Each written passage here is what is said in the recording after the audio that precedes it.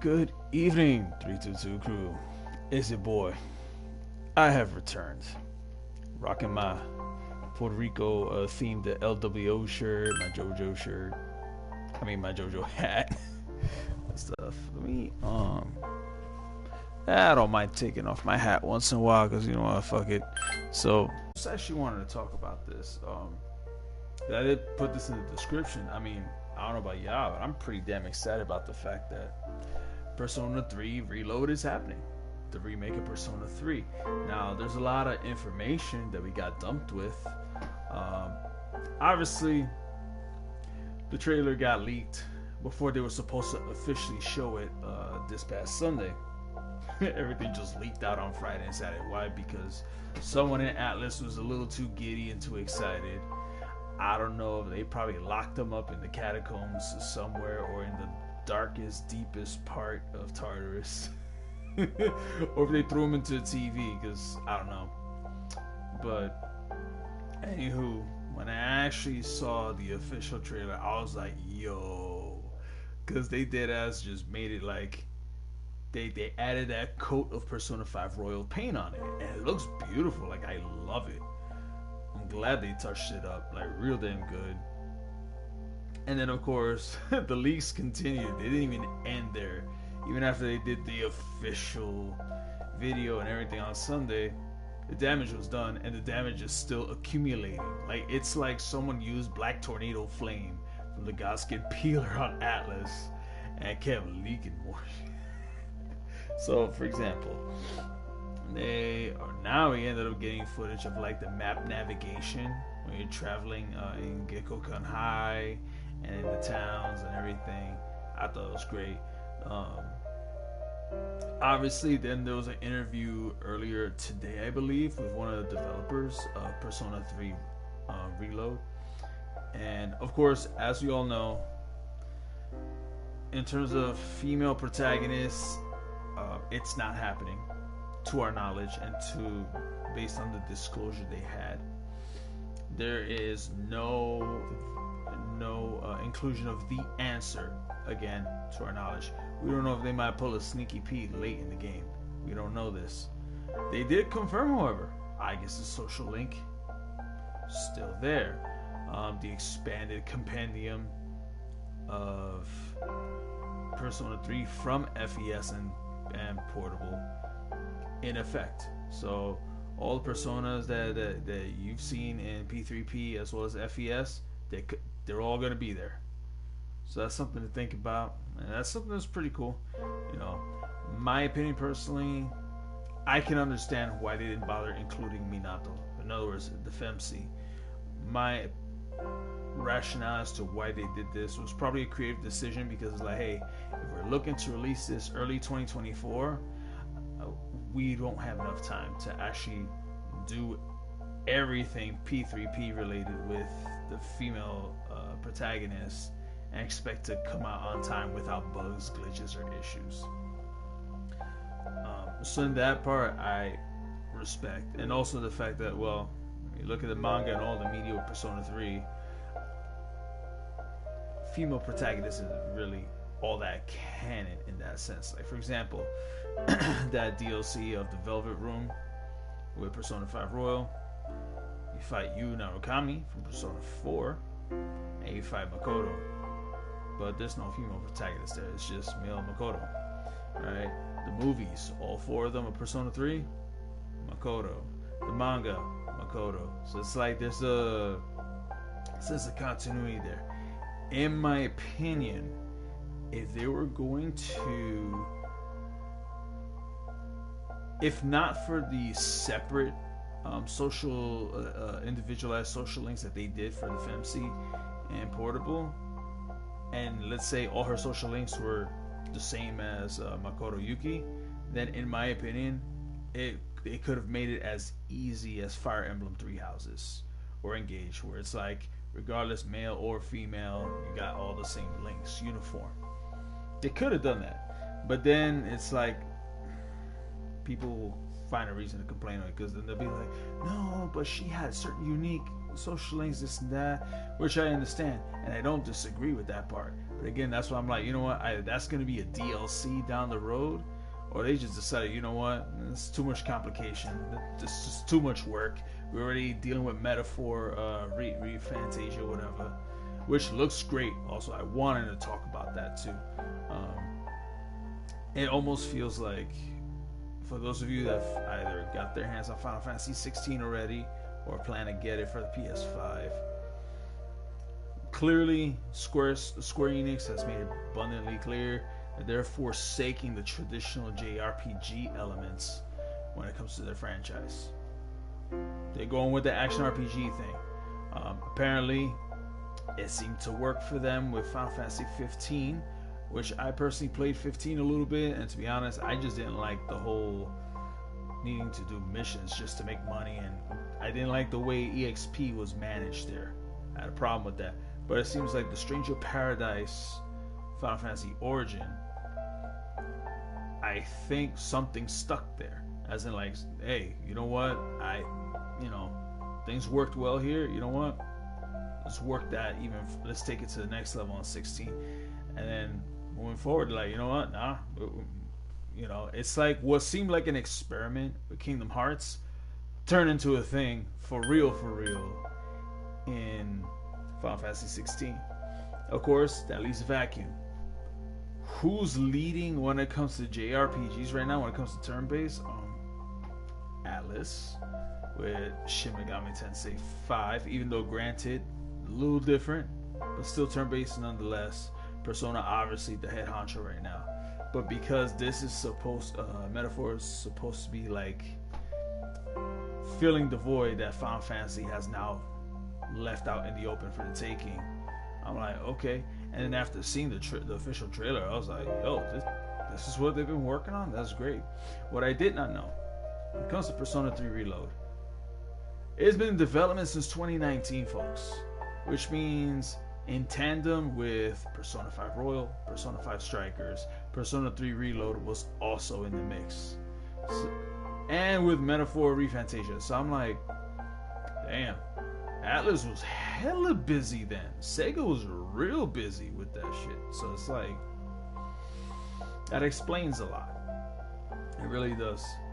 And I also appreciate the fact that the developer that's leading the project for Reload, they talked about how the reason they went with this and not remaking Personas 1 and 2 was because for them, Persona 3 was the turning point for the franchise. Right?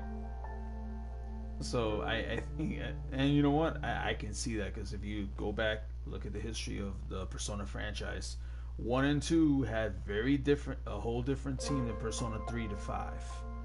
So for me, I respect that decision. I'm like, you know what, it makes sense. I totally get it.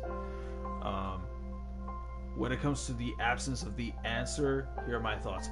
I've sat down and watched another YouTuber's entire playthrough of the answer from Persona 3 Fest, and here's my opinion. That shit did not need to be as long as they made it. Like, really? Like, the answer is over 20 hours long. Let me tell you, you can cut that down to maybe 5 hours. The story alone, there's no need to like, I looked at it and I was like, again, I've never played Fest because I did not hear about Persona until now in my adulthood. Like, when I was a late teen or whatever, Persona was something I never heard of.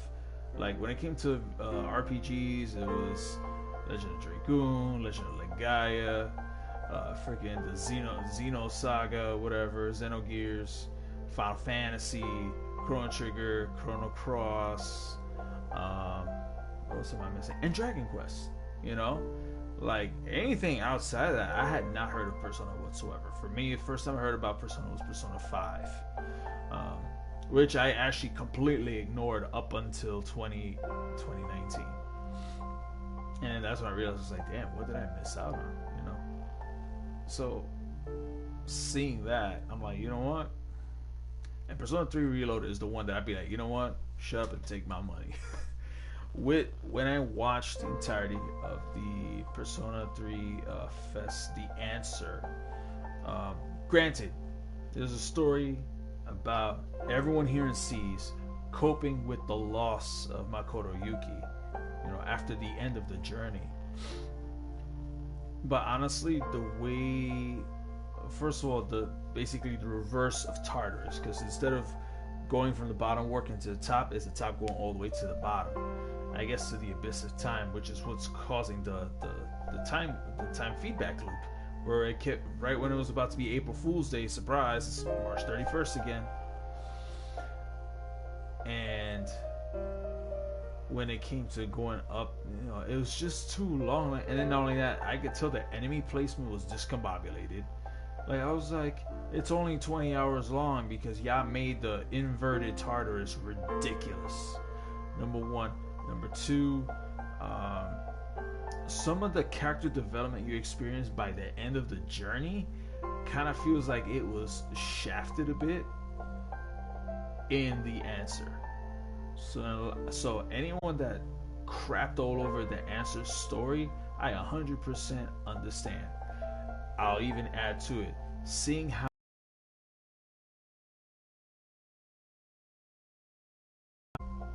Yukari, she was the only one that wanted to reverse the events of what happened at the end of the journey, just so Makoto could live, even if that meant everyone dying because of the fall and Nyx.